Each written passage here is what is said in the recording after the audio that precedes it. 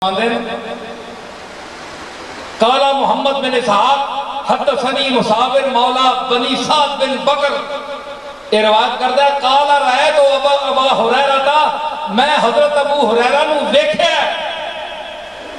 قائما علی المسجد علی مسجد رسول اللہ یوم مات الحسن بن علی جس دن حسن بن علی فوت ہوئے میں ابو ہریرہ نو رسول اللہ دی مسیتی کھلوتا دیکھیا وَيُنَادِي بِعَلَى صَوْتِهِ تے اچھی آواز نال ابو ہریرہ ندا دے رہے سن اعلان کرنے سن یا ایھا الناس او لوگو مات اليوم حب رسول اللہ فبکو اوے لوگو آج رسول اللہ دی محبوب چیز دنیا تو چلی گئی نے اور رج کے روو رج کے روو اور 47 سال دا